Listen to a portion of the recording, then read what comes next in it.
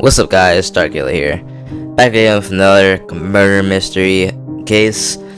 Guys, this one seems really good. Some information I'm using in this video, just like the other ones I've posted, are from the Reddit post posted by my good friend Moondog. I will link his post as usual and the article in the description below. Don't forget to like and subscribe, and let's begin this grim tale. On July 13th, 2010, in Shangi County, Shidang Province, the weather was hot and dry. I know I barely started, but yet again, I do not speak Chinese, so if my pronunciation is wrong, please forgive me.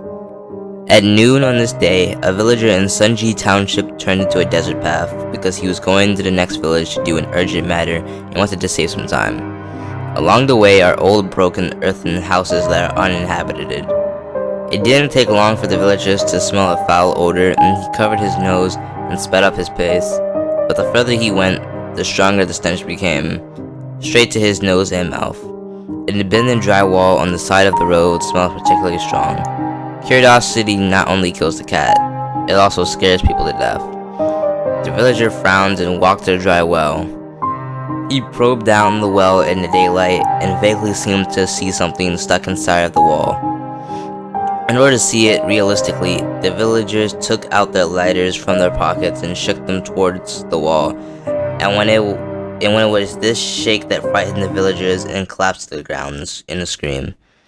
He saw a pair of big feet belonged to a human, but they were already swollen beyond measure, almost filling the entire wall. The villagers called the police in a panic. Police cars came in, and the villagers within a few miles of the scene rushed and watching the police pull up in the cordon. When the police arrived at the scene, they pulled the body out of the dry well with the help of several villagers. It was a fully naked male corpse, head down and feet up, thrust into its narrow, dry well.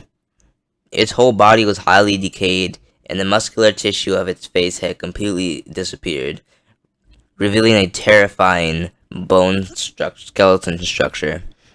The police frowned at this scene, and some of the curious villagers were standing around and began to get sick and start to vomit. Later, forensic identification: the deceased was 183 centimeters tall, weighed 180 pounds, was in his 30s, and died within about 3 months to 1 year, and the cause of death was a blunt object hitting the head. The policeman in charge of handling the case looked at the environment around the dry well. He carefully observed the face of the deceased, secretly guessing the murderer stripped the dead man's clothes and severely injured his face, usually in order to cover up the identity of the deceased. The location of the dry well is also extremely a remote location and very far away from civilization, and almost no one passes by. Who are the dead in the dry well? They were not only corpses in the well, but also an axe under the corpses. After forensic identification, it was confirmed that the murder weapon that killed the deceased and it only physical evidence found by the police. It was an axe. The axe is very ordinary. It's a very common style in local villages, but if you look at the details, you'll find that the axe is handle and the axe's connection. There are 2 pieces of iron for reinforcement. This structure will make the axe stronger, and the price is more expensive. With this clue, the Shangi police searched for merchants who could make such axes, visiting and investigating missing people in nearby villages. In the entire Shangi County, only one hardware store sells this axe, and the owner provided a clear record of the purchase. Records show that the axe was purchased at the end of December of last year. That is to say, the murderer first used the axe no earlier than December 2009, so his crime time is only possible after this. At the same time, police visit the village also had primary results. Someone saw dark red blood on the snow next to the dry well on January 28th this year. Taken together, it is highly likely that the killer committed the crime in January of 2010, 6 months before the body was found. With this important clue, the police's investigation was significantly narrowed, and 17 missing people were finally locked. But in the end, none of them matched the conditions of the deceased in the dry well. The Shanghai police had to expand the scoop and the search of the investigation again. From Sunji Township to Shanghai County, the entire Shandong province, and even the National Missing Persons Registration database was also checked. And there was still no record of the identity of the deceased. If an adult male disappears for nearly half a year, the family will call the police to register the information, no matter what. Why is there no such person? Subsequently, among the 17 local missing persons previously investigated, the police found one suspicious man, Wang Ziyong, the owner of a chicken farm in Shanghai County. He disappeared in March of 2010, closer to the time of the death of the corpse in the dry well, also in January 10th. However, through the description of the family, it was found that he was only 165 centimeters tall, thin in stature, and could not be the deceased. Just as the police were preparing to adjust the direction of the investigation, Wang's family evidently revealed a strange behavior before his disappearance. Wang had a Santana, which was sent to the repair shop to be painted before his disappearance, and it's still parked there. The strangest thing is that the car belonged to the new car at the time of his disappearance, and is thought to have been bought less than half a year. Why did Wang paint almost a brand new car? This aroused great suspicion from the police. Subsequently, the Shanghai police immediately went to the repair shop. When they walked into the small repair yard, they found a red Santana parked in the corner. "Did you paint this car?" Right, it's me. The owner of the car had never come to drive away. When the owner of the auto repair plant said this, to the police, he looked helpless. At this time, the heart of the police handling the case was more helpless than his, and he was more confused. The car was sprayed red. Was it hiding something? The police searched the Santana and found nothing unusual in the cab, the wheels, or underside. Only a few dead leaves scattered in the trunk, and no signs of collision. Look at the clean Santana everyone presented was a little dejected. Look at this leaf. Just as the police and their party was about to leave, a police officer who was not willing to leave suddenly shouted at the crowd, "Look closely at the middle of the leaves. There's a red dot." The officer pointed to the leaf and found in the corner of the trunk, and in the center was a dark red dot, which is much dimmer than the Santana's red paint. The forensic doctor extracted the red color from the leaves because it was too tiny, and it took 4 times to succeed. Finally, when the results were announced, everyone was shocked, yet even in disbelief. The red dot on the leaf was human blood, and the DNA is highly consistent with the dead in the dry well. In this way, it is highly likely that the deceased has appeared in the trunk of the car. At this time, the Shanghai police were invigorated and began to investigate Wang's social relations and whereabouts in depth, hoping to arrest Wang as soon as possible and return the dead to innocence. But what is simply unthinkable is that a bigger, more complex mystery awaits them. The police launched an in-depth investigation into Wang. Mr. Wang's call records indicate that in January 2010, he was in frequent contact with 2 Tianjin phone numbers. Subsequently, the Shanghai police issued an application for co-investigation to Tianjin police, and it did not take long to find the holders of 2 telephone numbers. One is called Han Benli, and the other is called Han Baozhan. Although the 2 are not brothers, it is reported that their relationship is very good, and they went out to work together half a year ago. And this the time coincided with the time of the crime. More critically, one of them, Han Benli, has been missing since January 24th, and even his family does not know where he is to this day. Moreover, the police officer in charge of the visit found Han Bentley was 183 centimeters tall, 32 years of age, and tall and burly. This almost matches the shape of the dead corpse. The forensic doctor immediately extracted DNA of Han Bentley's family, and after comparing it to the male corpse, it was basically determined that the male corpse of the dry well was Han Bentley. Clues are puzzle pieces, gradually presenting the truth to the police. If the deceased was Han Bentley, then his partner Han Baojan, who went out with him and ate and lived with him, is an important suspect after all. His good brother is also full of doubts. After January 24th, I couldn't contact Han Bentley, so I called Han Banshan, who was traveling with me, a statement says. At that time, Han Banshan said that Han Bentley went to work in other places, and the two were not together. At Han Bentley's home, his family cried to the police about their experience finding Han Bentley, and none of them could understand why a living person would die in a well. On the 16th day after the discovery of the deceased, the police interrogated Han Baoshan overnight. At first, he insisted on denying that he had killed someone. Within a few rounds, Han Baoshan confessed the facts of the crime. Just when the Shanghai police thought that this dry well male corpse case was about to be solved, Han Baoshan's confession was surprising. It turned out that behind this, there was even a bloody murder case hidden. Han Baoshan is a hired killer. It turned out that since September 2009, Han Baoshan had the deceased Han Bentley's so-called outwork was actually hired for 100,000 won as a killer. And this behind-the-scenes murderer turned out to be the missing person Wang.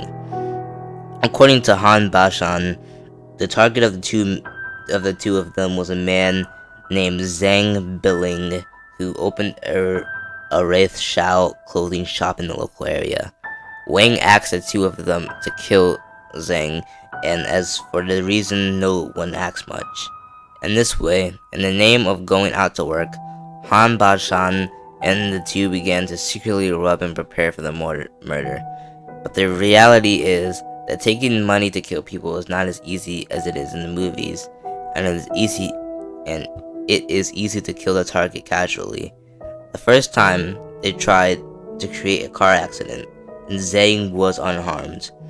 The second time, they planted explosives in Zhang's car, but they did not pinch the right time, and they exploded before Zhang got into his car. The third time, they held a sharp axe to find an opportunity to slash and kill, but it was difficult to find Zhang. Because the level of the murder of Han Baoshan and deceased Han Bentley was really unsatisfactory, it may also be that the target Zhang had a great life and had evaded several murders. Zhang Biling is an ordinary Wraith shop owner. His social relations are not complicated, and there is no bodyguard protection, but these two big men are unable to succeed. A few months have passed, and the cost of murdering Zhang has reached more than 40,000, and the cost of the boss Wang has increased to 140,000. My apologies. But the result is that Zhang is still alive and jumping in the human world. Although Wang had a vendetta against Zhang at this time, he hated the killer duo who repeatedly failed.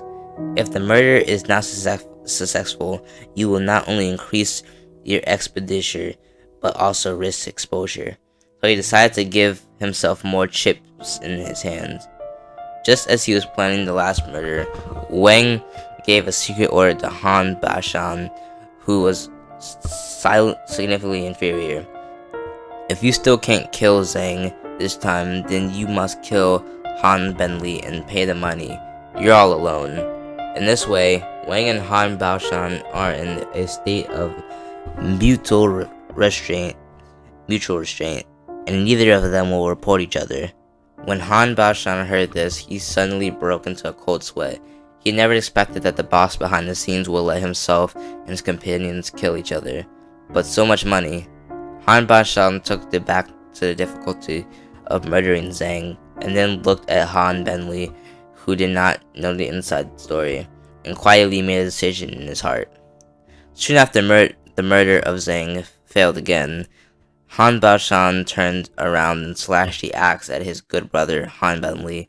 Even though the other party was tall and powerful, but Han Benli, who had no companion heart, was finally killed. Han Baoshan then worked with his boss, Wang, to stuff people into an abandoned dry well, and then left Shandong alone for Taijin. Now, two killers, one was murdered by his accomplices, and one was arrested and imprisoned.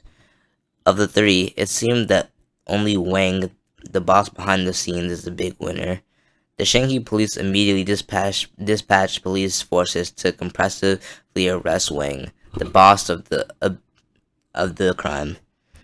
What is strange is that in the next 2 years, no matter how the police investigated and searched, Wang seemed to have evaporated in the human world without any record of survival. Not only have I not been in contact with anyone in the family, but there are no traces of bank cards, telephone cards, ID cards, etc. that has not been used. In 2010, Shanghai police looked at the visit records again, and a text message that had been ignored in the year re-entered the field of vision. Everyone became a key clue to the follow-up case.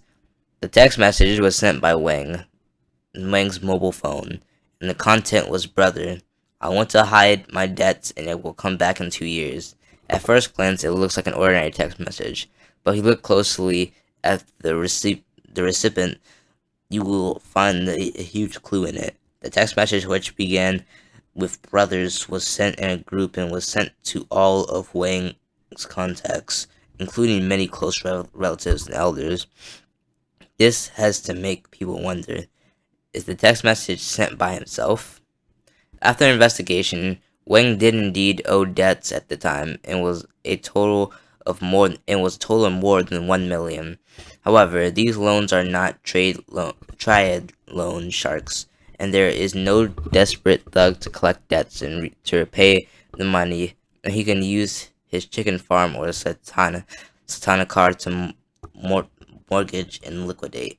In other words, Wang's motivation to escape from death was not significant. Step by step, the Shanghai police analyzed Wang's whereabouts, and the idea that he is dead gradually surged into the minds of every case handling officer.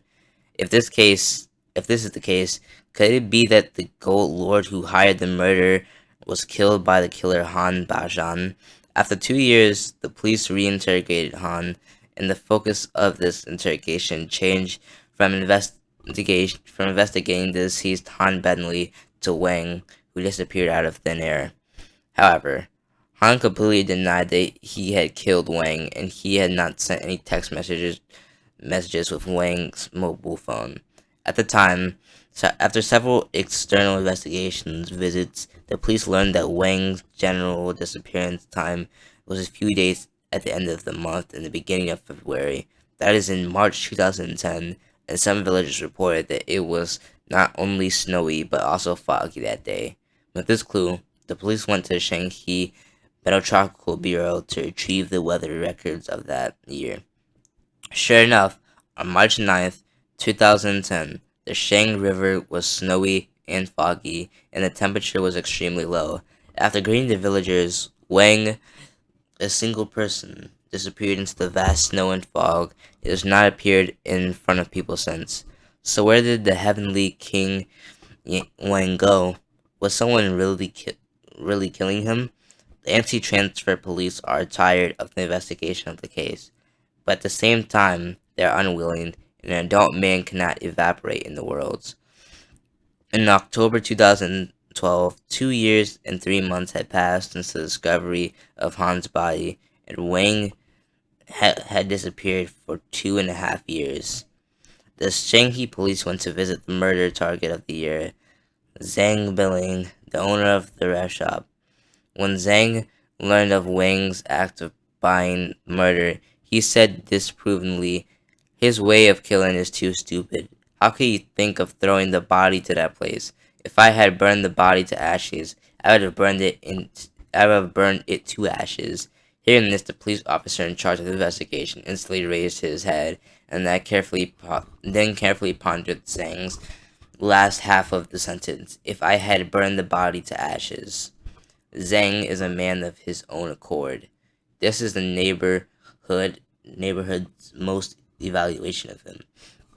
He runs a rave shop, and is familiar with all aspects of white affairs, including funeral rites, death certificates, and cremation of the funeral home and for deceased.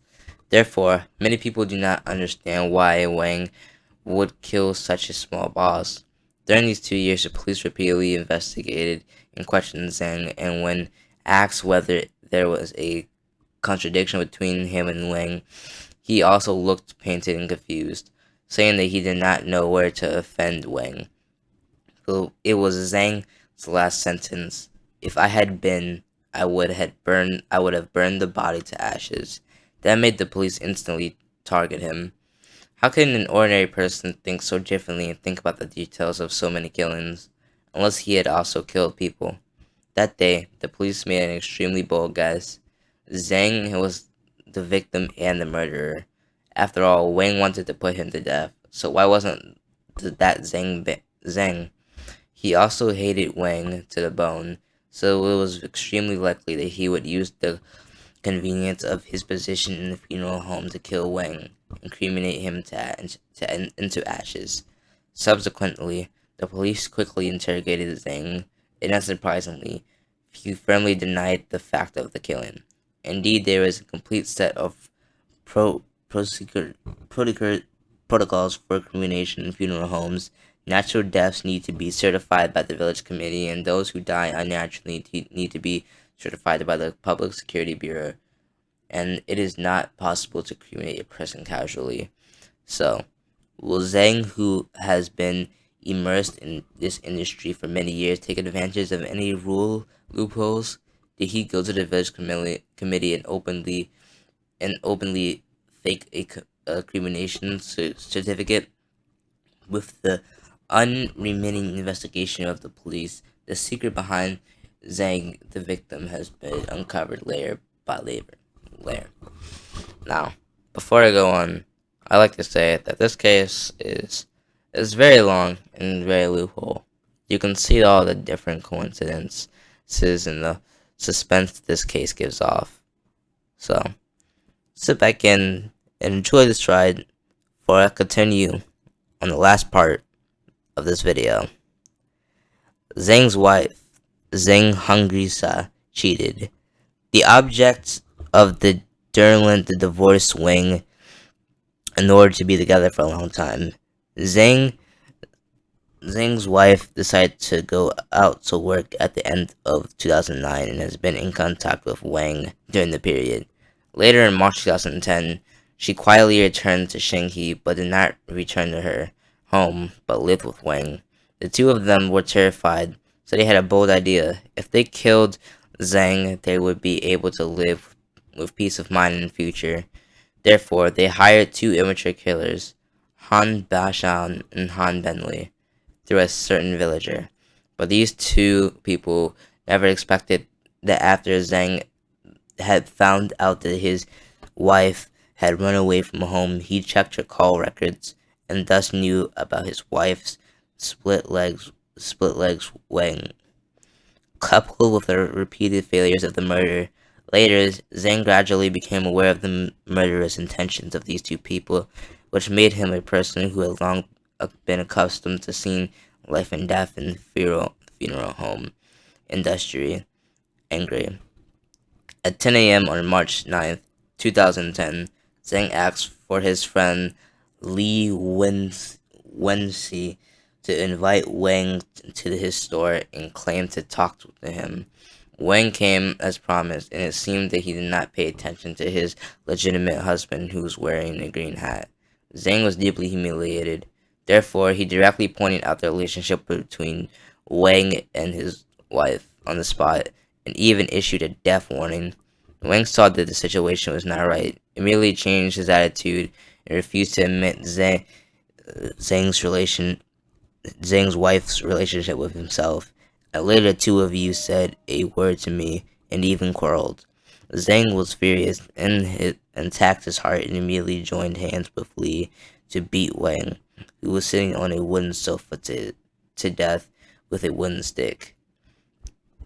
Because of the sofa cushion was because the sofa cushion was splattered with blood, Zhang used the cushion to put the body into the funeral home's body bag together with the whole body, and moved the wooden sofa back home by the way.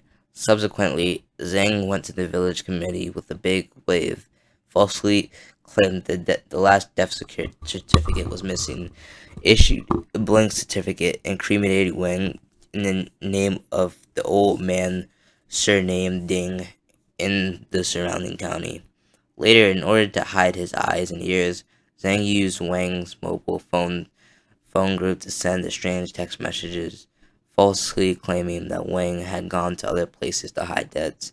He never expected that even the most elaborate killer plan would be sparse, like the bloody dead leaves in the Satana's truck, like the group text messages that began as brother, like Zhang inverted sentence, burned to ashes. On April 25th, 2014, Zhang committed international homicide and was sentenced to life imprisonment and the privation of political rights for life. Accomplice Li was convicted of international homicide and sentenced to 9 years imprisonment. Looking back at the bizarre case, the earth-shattering reversal of the victim becoming perpetrator was staged 3 times. The 3 most critical of them, Han Billing, Wang, and Zhang Billing, they all have dual identities. In this deadly entanglement, there is no winner at all.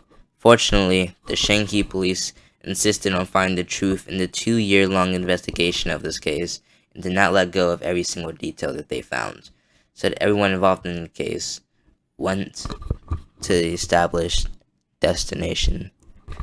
Thank you guys for listening. I know I stuttered a lot in this video, and I deeply apologize for this. It's not really in my control. Even if I read it 17 times, I'm gonna stutter on one part, and I know I did a lot in this video, but still. I hope you guys, if for all you who've made it to the end, thank you guys for watching.